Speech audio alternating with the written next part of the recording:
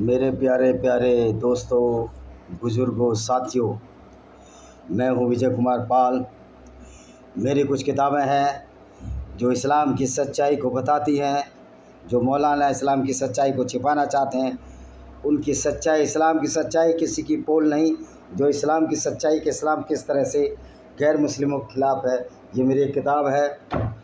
मेरी दूसरी किताब है ब्लेंडर ऑफ ब्लास्फेमी। तो दोस्तों, ये सारी किताब का विवरण आज मैं दूसरी वीडियो बनाऊंगा, जो कि मारिया अल-किबतिया, जो कि एक गिफ्टेड औरत थी, मोहम्मद ने लिया और उसको यूज़ किया एज ए सेक्स स्लेव। तो दोस्तों, आज हमारा जो विषय है वो है कि जो कश्मीर में हजरत बल के ऊपर जो हमारा अशोक स्तंभ तोड़ा गया। अशोक स्तंभ और अशोक चक्र में बड़ा फ़र्क है, लेकिन जो हमारा नेशनल एम्बलम था, जिसमें शेर बने होते हैं, तीली बनी होती है, उसको तोड़ा गया।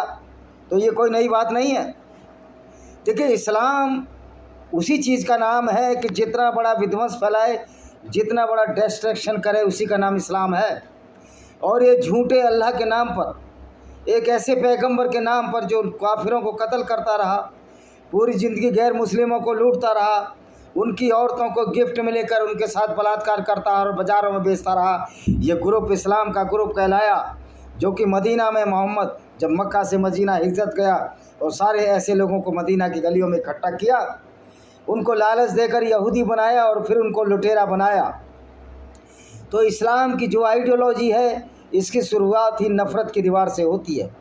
इस्लाम एक बहुत बड़ी नफ़रत की दीवार खड़ी करता है गैर मुस्लिमों के लिए। नफ़रत की दीवार खड़ी करे, यहाँ तक इस्लाम नहीं रुकता। मान लिया मैं किसी से नफ़रत करता हूँ, हालांकि मुझे एज ए ह्यूमन बीइंग किसी से नफ़रत करनी नहीं चाहिए। अगर वो गलत काम भी करता तो उसको हमको सुधारने का कोशिश करना चाहिए, जो कि मैं भी मानता हूँ इट इज़ वेरी इम्पॉसिबल। ये बड़ा ही मुश्किल काम है। हम इतने बड़े दिल वाले नहीं हो सकते कोई हम पर चाकू चलाए और हम उस पर जवाब ना दें, क्योंकि श्री कृष्ण ने भी कहा है, सटे साठम समाचार है, दुष्ट के साथ दुष्टता का व्यवहार करो।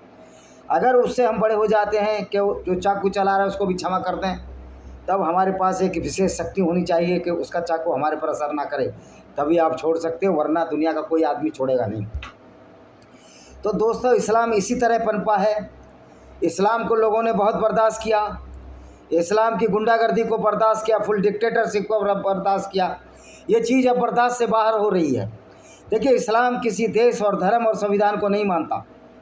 इस्लाम की विचारधारा ही फूट डालने की है, पूरी दुनिया को दो हिस्सों में बांटने की है और नफ़रत फैलाने की है। क्योंकि भारत इस्लाम के हिसाब से दारुल हर्ब है, दारुल उलूम नहीं है। ये दारुल उलूम मतलब मुसलमानों का देश नहीं, दारुल हर्ब है, काफिरों का देश है। और ये कहते हैं कि दारुल अलम है इस्लाम। ये मौलाना झूठ बोलते हैं। दारुल अलम का कोई शब्द ही नहीं है इस्लाम में। जब तक हिंदुस्तान में हिंदू और गैर मुस्लिम रहेंगे, ये इस्लाम मार काट करता रहेगा, गुंडागर्दी करता रहेगा। तो यही तो एक तरीका है इस्लाम का, गुंडागर्दी करने का यही तो तरीका है। तो फिर अशोक स्तंभ को कैसे बर्दाश्त कर लें? और जो अशोक स्तंभ, जो सम्राट अशोक, जो बाद में अडॉप्ट बुद्धिज़्म जिन्होंने अडॉप्ट किया, आज पूरे हिंदुस्तान के बुद्धिजीवी चुप है। वामन मेश्राम चुप है। ये सो कॉल्ड जो अपने को नौकरियों में हिंदू बताकर फिर बुद्धिस्ट का ढोंग करते हैं, पाखंडी लोग का चुप है, क्योंकि इनको पता नहीं किसी ने क्या सलाह दे दी है कि दलित और मुस्लिम गठजोड़ हिंदुस्तान में हो सकता है। अंबेडकर साहब ने साफ कहा था कुरान पढ़ने के बाद कि दलित और मुस्लिम गठजोड़ नापाक, अपवित्र है, इस्लाम के लिहाज से अपवित्र है। इस्लाम में कोई भी दलित और बुद्धिस्ट हिंदू नहीं होता। इस्लाम में सिर्फ मुसलमान होता है और गैर मुस्लिम होता है। और जो गैर मुस्लिम है वो नजस है, गंदा है, जो मैंने कल भी बताया। और उसके लिए इस्लाम में कोई क्षमा का स्थान नहीं है, क्योंकि इस्लाम की बेस ही गुंडागर्दी और नफ़रत पर टिकी है। और जिसकी बेस ही गुंडागर्दी और नफ़रत पर टिकी हो, तो आप क्या समझते हैं कि आपको फूलों के गुलदस्ते देंगे? लोग सांप को दूध पिलाने जाते हैं, लेकिन सांप दूध नहीं पीता, ये लोगों को मालूम है। सांप का आहार दूध है ही नहीं, लेकिन ये जो पाखंड फैलाया हुआ है लोगों ने, तो जो पाखंड है उससे तो नुकसान सिर्फ हिंदुओं का हो रहा है। जातिवाद ऊंच नीच से सिर्फ नुकसान हिंदुओं का हो रहा है, लेकिन इस्लाम एक वाहिद आइडियोलॉजी है जिसके मानने से गैर मुस्लिमों का ज़्यादा नुकसान हुआ है। ये इस्लाम गैर मुस्लिमों के लिए विनाशकारी सिद्ध हुआ है। इस्लाम गैर मुसलमानों के लिए बहुत विनाशकारी तत्व है, एक विनाशकारी विचारधारा है। और जो ये विनाशकारी विचारधारा है, इसके फलस्वरूप कश्मीर में कितने लोगों का कत्ल हुआ। आज हम कश्मीर की चर्चा करेंगे, जो श्रीनगर या कहाँ हजरत बल कहाँ है, शायद श्रीनगर में है। जहाँ भी हो, इधर टेक्निकल पॉइंट है, मेरे हिसाब से श्रीनगर में ही होगा। तो वहाँ पर जो हमारा अशोक चक्र स्तंभ को तोड़ा गया, वो निशानी है जो इस्लाम की सही शिक्षा है, जो लोगों में नफरत का भाव भरती है।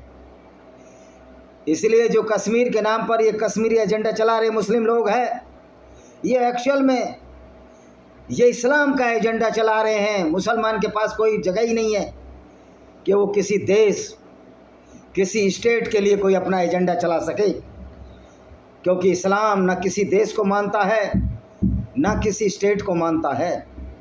तो कश्मीरियत के नाम पर आतंकवाद का खेल खेलने वाले लोगों में आपको बताना चाहता हूँ, यासीन मलिक जैसे लोगों, ये एजेंडा आपका सिर्फ इस्लामीकरण करना है पूरी दुनिया का, जो अब तुम्हारे बस की नहीं, तुम्हारी औकात नहीं। 1000 अल्लाह भी आ जाए, अब इस्लाम नहीं अपने स्वरूप में आ सकता, कि लोगों को है, लोगों को पता है। अब तो असुद्दीन ओवैसी भी जानता है कि उनका पैगंबर एक रॉबर था, एक लुटेरा था, काफिले लूटने वाला था। ये अकबरुद्दीन ओवैसी भी जानता है, ये वारिस पठान भी जानता है, सारे मौलाना जानते हैं कि ये पैगंबर एक लुटेरा पैगंबर था। तो इसलिए आज सर तन से जुदा के नारे क्यों नहीं लग रहे? क्योंकि हम सच्चाई बता रहे हैं लोगों को। और फिर संतर से जुदा के जो नारे लगाने वाले लोग हैं, वो संख्या में इतने कम हैं। अगर पूरी दुनिया के गैर मुस्लिम और वो मुस्लिम जो इंसानियत को मानते हैं, तो वो तो मुस्लिम हो ही नहीं सकते। और एक्स मुस्लिम और इंसानियत को मारने वाले लोग जिन्होंने इस्लाम छोड़ दिया है, अगर इकट्ठे हो जाएं तो सरतन से जुदा के नारे लगाने वालों के सरतन से जुदा क्या, धड़तन से जुदा हो जाएंगे। क्योंकि प्रतिक्रिया की विपरीत प्रतिक्रिया होती है। लेकिन हमारा ये उद्देश्य नहीं है। हम चाहते हैं कि मुसलमान तर्क से, शिक्षा के बल पर इस जाहलियत से बाहर निकले जो मोहम्मद साहब अरब में चला कर गए और अरबी इन्वेडरों में भारतीय लोगों में भर दी, जो हिंदुओं से मुसलमान कन्वर्टेड हो गए। सबसे ज़्यादा जहर इन्हीं के लोगों के पास भरा हुआ है। तो दोस्तों, जो अशोक चक्र है, जो भारतीय संविधान है, उसको मुसलमान उसका रेस्पेक्ट कर ही नहीं सकता। मैं गारंटीड बात कहता हूँ। और जो ये कहते हैं नहीं बहुत से मुसलमान रेस्पेक्ट करते हैं, तो देखिए 2 बातें हो सकती हैं। या तो उन्होंने इस्लाम को ढंग से नहीं पढ़ा, या फिर वो इस्लाम को मानते ही नहीं हैं। अगर उन्होंने इस्लाम को ढंग से नहीं पढ़ा तो ये सोच लेते हैं कि जिस देश का अन्न और पानी खा रहे हैं, उस देश का हमें सम्मान करना चाहिए। मौलाना भी कह रहे थे कि जब मस्जिदें भी हमारी नहीं रहेंगी, जब ये देश ही नहीं रहेगा, तो अब कहाँ पूजा और नमाज कर पाएंगे। मैं उन मौलानाओं से पूछना चाहता हूँ, ये काम तो आपके इस्लाम ने किया। सीरिया को 35 साल में क्रिश्चियन से आपने मुसलमान बना दिया। ईरान जो पारसियों का देश था, उसको इस्लाम में कन्वर्टेड कर दिया। उनके आपने धर्म स्थल तोड़ दिए, उनके गिरजे तोड़ दिए, उनके सिनेगॉग तोड़ दिए, उनके फायर टेम्पल्स तोड़ दिए। सिनेगॉग यहूदियों के होते हैं, फायर टेम्पल्स इन हमारे पारसी भाइयों के होते हैं, जिनकी संख्या बहुत थोड़ी बची है, वो भारत में सर्वाइव कर रहे हैं। तो तुमने तो दूसरों के धर्म स्थलों को तोड़ा, अपने धर्म स्थल बचाने की इतनी चिंता क्यों हो तुमको? क्योंकि अब इस्लाम की पोल खोल चुकी है, इस्लाम का सिराजा भी कर चुका है। उस मुस्लिम मौलाना को ये अधिकार नहीं है कि अच्छाई पर बात दे, वो उसकी मजबूरी है। उसको पता है कि अब इस्लाम की गुंडागर्दी को कोई सहन नहीं कर सकता, इसलिए वो इंडियन टीवी पर आकर बहाने मना रहा था कि हम पूजा कहाँ करेंगे, मस्जिदों में पूजा करना तुम्हारा क्या है, वो भी एक गुंडागर्दी, वो भी इस्लाम का एक डिक्टेटरशिप है, जिसमें तुम 48 बार गैर मुस्लिमों को गाली देते हो नमाज में, कहते हो को ला इलाहा इल्लल्लाह मोहम्मद रसूलुल्लाह, कोई नहीं है अल्लाह के सिवाय, और उसको मानने वाले जो उसको मानते नहीं है वो नीच और काफिर, उनको कत्ल किया जाएगा। तो दोस्तों, इस्लाम किसी की इज्जत नहीं करता। वो इस्लाम जो अपनी औरतों को भी आधी बुद्धि का कहता है, उनका पैगंबर जो ये कहता था कि जब कोई मोटरसाइकिल एमसी किसी मुस्लिम लेडी को हो या किसी भी औरत को मस्जिद के सामने जाए, मस्जिद अपवित्र हो जाती है। जिनका पैगंबर ये कहता हो, मैं जब बुर्रा घोड़े पर सवार होकर जहन्नुम में गया, पहली बात तो सवाल है जब क़यामत आई नहीं तो जहन्नुम में औरतों को किसने देखा। तो जो इतना झूठ बोलता हो जहन्नुम और जन्नत के नाम पर, बोलता है कि मैंने जहन्नुम में औरतें ही औरतें देखी, तो इसका जितना नफ़रत इस्लाम में औरतों के लिए भरी गई है उससे ज़्यादा नफ़रत गैर मुस्लिमों के लिए भरी गई है, जिनको आप काफिर कहते हैं। तो जो इस्लाम जो कहते हैं कि अल्लाह ने सबको बनाया, स्त्री और औरतों पुरुषों को बनाया है, फिर वो अल्लाह तो नफ़रत नहीं कर सकता। तो ये अल्लाह मोहम्मद ने एक पपिट, एक टूल बनाया, एक यंत्र बनाया और उस अल्लाह के नाम पर पूरी दुनिया को लूटा, पूरी दुनिया की औरतों के साथ बलात्कार किए। तो वो लोग जिनकी बुनियादी नफ़रत पर बड़ी हो, वो इस्लाम जो कि नफ़रत की आग में पैदा हुआ हो, जिसको मोहम्मद ने सिर्फ इसलिए पैदा किया था, जिसको कि अपने कबीले के यहूदियों से भी नफ़रत थी, अपने चचेरे भाई अबू सुफियान के काफ़िले को भी लूटने की जो कोशिश पैगंबर मोहम्मद करते थे, उनके दिमाग में जो जहर भरा हुआ था, एक झूठे अल्लाह का क्रिएशन किया, एक झूठे अल्लाह की फ़िलॉसफी बनाई और लोगों को लूटना शुरू कर दिया। और फिर ऐसी आयतें अपने मन से लाए जो कि उनका चचेरा साला वर्का बिन नोबिल जो ईसाई था, जिनको पट्टी पढ़ाता था, और खदीजा बिन खुवैलिद जो इसकी पहली पत्नी थी, जिब्राइल के नाम से जो झूठ पढ़ाया गया, क्योंकि मोहम्मद तो नॉर्सिस्ट था, मोहम्मद तो मेंटली रिटायर्ड था। इनके तो घंटियाँ बजती थी, कानों में टन टन कोई आवाज़ उतरती थी।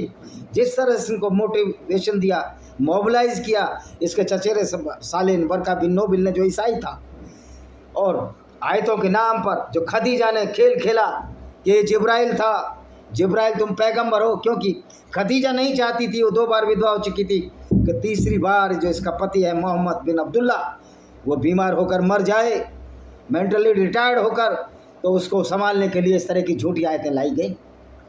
तो आप देखिए, जो इस्लाम नफ़रत की दीवार पर फैला हो, जिसमें शुरुआत से ही नफ़रत भर दी गई हो, जो पैगंबर अपने कबीले जो कि यहूदी कबीला था, और मोहम्मद भी गैर मुस्लिम परिवार में पैदा हुए थे। जो लोग कहते हैं कि इस्लाम शुरू से है, मैं उनसे पूछना चाहता हूँ, फिर मोहम्मद पहला मुसलमान क्यों था? उसकी पत्नी खुवैदा बिन खुवैलिद जो कि ईसाई थी, पहली मुसलमान क्यों मुस्लिम बनी, पहली मुसलमान औरत क्यों बनी? और जो तुमने पैगंबर का झूठा फलसफा, मोसेस जो कि यहूदियों का पैगंबर था, उसको मोसेस बनाया, इब्राहिम को तुमने इब्राहिम बनाया, तो मोहम्मद का जो फिराड था अब सबके सामने आ चुका है। मोहम्मद इस्लाम का आखिरी और पहला पैगंबर है, सेल्फ स्टाइल पैगंबर है, जिसने आपको डिक्लेयर किया, खुद डिक्लेयर किया कि मैं पैगंबर हूँ। मैं पूछना चाहता हूँ, अगर ये वो पैगंबर थे तो फिर उन्होंने अच्छे कार्य क्यों नहीं किए? उन्होंने क्यों नफ़रत की आग फैला दी? क्यों बोल दिया कि इस्लाम में सिर्फ मुसलमानों से भाईचारा होना चाहिए, और इस्लाम किसी राज्य, किसी देश की सीमा नहीं मानता। इस्लाम का एक ही उद्देश्य है कि जो मुसलमान कंट्री नहीं है, जिसमें इस्लामिक मेजॉरिटी नहीं है, वहाँ इस्लाम फैलाना है, मारकर काटकर ज़बरदस्ती लालच से वहाँ इस्लाम फैलाना है। मैं पूछना चाहता हूँ, अगर इस्लाम लालच और डर से फैलाया गया है, तो वो लोग जो इस बात पर आमेदा हैं कि हमें मोहम्मद की शिक्षाओं पर चलना है, उनकी सुन्नत पर चलना है, क्या वो लोग इस बात को स्वीकार करेंगे कि एक बुद्धिस्ट जो राजा अशोक सम्राट भारत का था, उसके नाम पर स्तंभ को हम राज के चिन्ह घोषित करें, राष्ट्रीय चिन्ह घोषित करें? और राष्ट्रीय चिन्ह को तोड़ने में इस मुसलमानों को शर्म इसलिए नहीं आती क्योंकि ये बेशर्मी उनको इस्लाम से मिलती है, जो ये कहता है गैर मुस्लिमों के कोई भी चर्च हों, गिरजे हों, मंदिर हों, फायर टेम्पल हों, गुरुद्वारे हों, उनको सबको तोड़ देना चाहिए। मैं खाली ईसानियों से पूछना चाहता हूँ, क्या इसी हरमंदिर साहब में कई बार तुम्हारे हरमंदिर साहब को नहीं तोड़ा गया? जो खालिस्तानी आज मुस्लिमों की और इस्लामिक आतंकवादियों के गोद में बैठे हैं, क्या इसी हरमंदिर साहब ने मस्सा रांगड़ एक मुसलमान ने क्या रंडियाँ नहीं नचाई? क्या इसी में यहाँ उसने शराब नहीं पी हरमंदिर साहब में बैठकर? तो बेगैर बेशर्म हिंदुओं से पैदा हुए, हिंदुओं को गाली देने वाले, अपने बाप दादाओं को गाली देने वाले, तुम्हारा सिक्खी पंथ ये नहीं सिखाता था, क्योंकि इस्लाम ये सिखाता है। क्योंकि जब एक मुसलमान हिंदू मुसलमान बन जाता है तो डबल दुश्मन बन जाता है। ये तो स्वामी विवेकानंद ने भी कहा था। क्योंकि इस्लाम है ही ऐसी आइडियोलॉजी जो किन्हीं सीमाओं को नहीं मानता, बशर्ते अगर कोई काफिर औरत है उसके साथ बलात्कार को बुरा नहीं मानता, उनके धन दौलत लूटने को बुरा नहीं मानता। तो ये कौन सा बड़ा अपराध कर दिया इस्लाम के अनुसार? जो इन्होंने असो के स्तंभ तोड़ दिया, क्योंकि ये तो इस्लाम इनको सिखाता है। ये गुंडागर्दी, उद्दंडता, बहसीपन, दरिंदगी, ये तो इस्लाम इनके खून में डालता है। यही तो मोहम्मद की सुन्नत है, यही तो मोहम्मद की शिक्षा है। इनकी तो किताब और कुरान भी यही कहती है कि सारी ज़मीन अल्लाह की है। वो अलग बात है कि आज तक अल्लाह को प्रूव नहीं कर पाए, क्योंकि अल्लाह है ही नहीं। There is no Allah at all. अगर अल्लाह दुनिया को बनाने वाला होता तो क्या हिंदू, मुसलमान, ईसाई, यहूदी बनाता? वो तो ये कहता सारे मानव ही हमारे बनाए हुए हैं, वसुधैव कुटुंबकम की भावना आती। तो सनातन वैदिक धर्म में उसमें तो यही कॉन्सेप्ट है। ये ब्राह्मण, क्षत्रिय, वैश्य तो ये आर्य आए, उन्होंने ये गंदगी भरी। उस गंदगी को और छुआछूत को भी आज हम ख़त्म कर रहे हैं। कानून बने हुए हैं, लेकिन अल्लाह की फ़ौज के सामने कोई कानून चलेगा क्या? आज उन लोगों को समझ में आ जाएगा जो अल्लाह के नाम पर अशोक के स्तंभ तोड़ रहे थे, जो अरेस्ट हुए, उनको टॉर्चर करना चाहिए, ढंग से उनको बताना चाहिए कि तुम्हारे अल्लाह की वो औकात नहीं कि किसी गैर मुस्लिम को देश में आकर उसके राज के चिन्ह नष्ट कर सके। तुम्हारे अल्लाह की तो वो औकात अगर अच्छी होती तो मोहम्मद के 2 दांत जो ऊद की लड़ाई में तोड़े, क्या मोहम्मद के दांत तुम्हारा अल्लाह बचा पाया? क्योंकि अल्लाह है ही नहीं।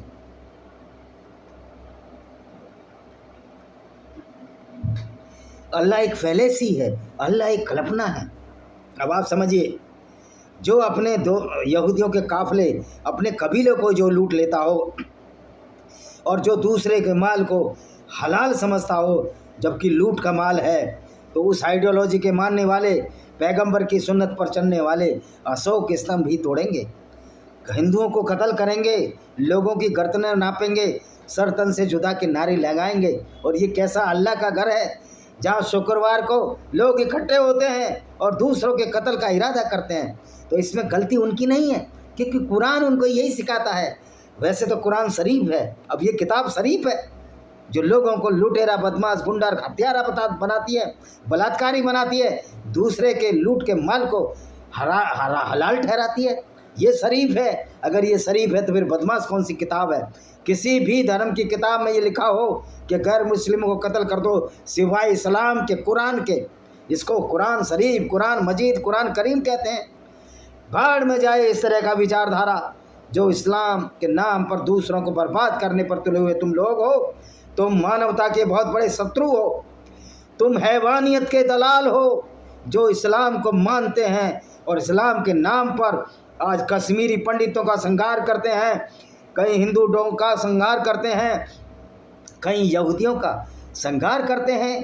गाजा पर टसुए बहाने वाले हिंदुओं, सेकुलर ईसाइयों, सेकुलर यहूदियों, तुमने जब टसुए नहीं भाई, जब पंडित का नरसंहार हुआ, जब गिरजा टुक्कू की हत्या की गई, उसको जिंदा आरे से चीर दिया गया, उसके साथ पहले बलात्कार हुआ, फिर उसको जिंदा आरे से चीर कर उसकी बॉडी को झाड़ियों में फेंक दिया गया। कोई मुसलमान इस पर क्यों नहीं बोलेगा?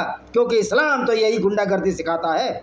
ये तो इस्लाम की सुन्नत है, ये तो इनके पैगंबर की सुन्नत है। पैगंबर की सुन्नत मानने वाला ही तो सच्चा मुसलमान है। अब समझ लीजिए सच्चा मुसलमान क्या हो सकता है। सच्चा मुसलमान एक दुर्दांत अपराधी हो सकता है, दुर्दांत, लुटेरा और बलात्कारी हो सकता है, लेकिन अच्छा इंसान नहीं हो सकता। जो मुसलमान हिंदुओं की मदद करते हैं, निश्चित तौर पर वो बधाई के पात्र हैं, लेकिन वो सही मायने में मुसलमान नहीं है। उनको नरक और जहन्नुम की आग में जलना पड़ेगा। अल्लाह उनसे बहुत नाराज़ रहता है। तो आपने देखा कि किस तरह जो अशोक स्तंभ तोड़ा गया, ये कोई बहुत बड़ी बात नहीं है। ये इस्लाम तो इतनी बहसी और दरिंदगी भरी आइडियोलॉजी है जो पूरी दुनिया को नष्ट करने पर आमदा है। और जो सेकुलर्स हैं, जो वामपंथी हैं, वो जिहादी आतंकवादियों के साथ मिले हुए हैं, दुनिया के हर कोने पर मिले हुए हैं। गाजा पर टसुए बहाने वालों, तुमको ये क्यों ध्यान नहीं आया? जब यहूदी औरतों के साथ आज 1.5-2 करोड़ यहूदी बचे हैं, उनके साथ बलात्कार हुए, तो इजराइल ने जो काम किया वो तो अच्छा काम किया। आज के तौर पर देखा जाए तो इजराइल राम है और जितने इस्लामिक गुंडे हैं वो रावण हैं, और रावण का वध होगा ही, निश्चित तौर पर होगा। लेकिन हिंदुओं, और तुम सोते रहना, तुम्हारी अकल पर तो पत्थर पड़ गए हैं। आप पॉलिटिकली वोट किसी भी पार्टी को दे सकते हैं, लेकिन ये आपको मान लेना चाहिए कि जो पार्टियां आज मुस्लिम तुष्टीकरण के नाम पर आपको इग्नोर कर रही हैं, वो सिर्फ इग्नोर कर रही हैं, कि तुम्हारी ताकत बटी हुई है। आप अगड़े हो जाओ, पिछड़े हो जाओ, दलित हो जाओ, बौद्ध हो जाओ, जैन हो जाओ, लेकिन अगर आप इकट्ठे नहीं हो तो इस्लाम तो यही चाहता है कि एक एक कर करके सबको मारा जाए। आज तो ज़रूरत है कि सारे गैर मुस्लिमों को एक होना है और इस इस्लामी गुंडागर्दी के खिलाफ लड़ना है। आज तो अशोक का स्तंभ तोड़ा गया, कल को ये गैर मुस्लिमों की गर्दनें भी नापेंगे। वो तो भारत में अगर हिंदुओं की मेजॉरिटी में मिलिट्री और आर्मी ना हो, और जो हमारे मुस्लिम भाई मिलिट्री और उसमें पुलिस में सेवा कर रहे हैं, मैं उनसे पूछना चाहता हूँ, क्या आपका इस्लाम इस बात की इजाज़त देता है कि आप गैर मुस्लिम देश में नौकरी करो और अपने देश पर शहीद हो जाओ? इस्लाम के अनुसार तुम नरक में जाओगे, क्योंकि तुम काफिरों के सेना में भर्ती होकर अपने मुसलमान भाइयों को, पाकिस्तानियों को या कश्मीरियों को मार रहे हैं। ये है तुम्हारा इस्लाम, जो इंसान को इंसान से लड़ाता है। तो कोई अशोक स्तंभ तोड़ना कोई बहुत बड़ी बात नहीं है, ये तो इस्लाम की शिक्षा है। जो ये कहते हैं इस्लाम की शिक्षा नहीं, उन्होंने गलत किया। ओ भाई, तुम्हारा इस्लाम कहता है तो इस्लाम की वजह से तो मुसलमान गलत करता है।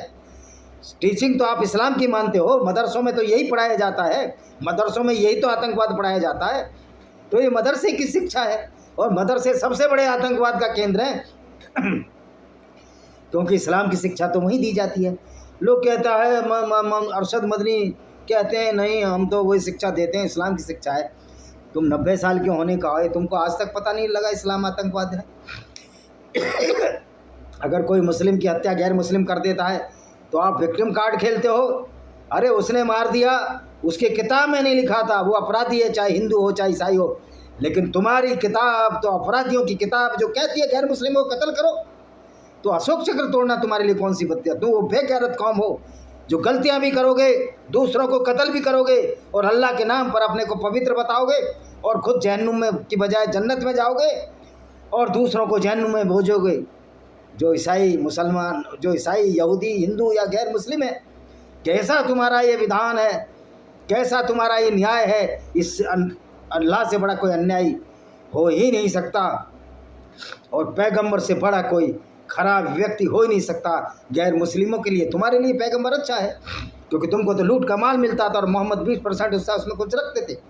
कश्मीर का अमीन गुर्जर ने मेरे को कहा कि आपने ढंग से मोहम्मद को पढ़ा नहीं। मैं कहता हूँ मोहम्मद अमीर मीर तुम आप पढ़ लो, फेसबुक पे मेरे फ्रेंड हो।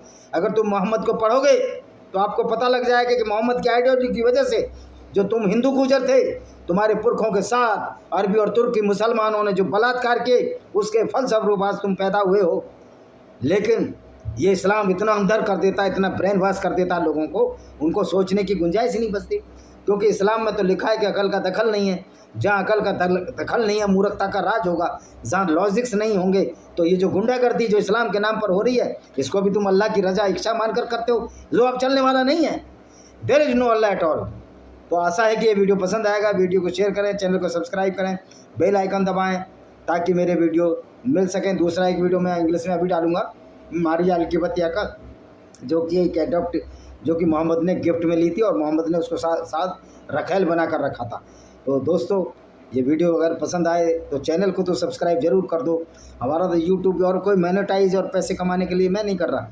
मेरी किताबें खरीदो, उससे जो रॉयल्टी मिलेगी मैं उस हर गैर मुस्लिम को, इवन उस मुस्लिम को भी दूंगा जो कि इस्लाम की कट्टरता में विश्वास नहीं करता था। जैसे सलमान तासिर गवर्नर पंजाब के जो सही बोले थे, उनको मार दिया गया।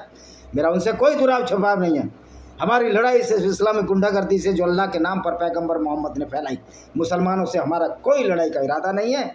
अगर कोई इस्लाम को पढ़कर हमसे लड़ाई करना चाहता है तो हम दुगनी ताकत से उसका सामना करने के लिए भी तैयार हैं, क्योंकि हमारी तादाद तो 80% है जो इस्लाम को खारिज करते हैं, इस्लाम की गुंडागर्दी को खारिज करते हैं, अल्लाह की क्रूरता के खिलाफ लड़ते हैं। वंदे मातरम, जय हिंद। आपका दिन शुभ हो।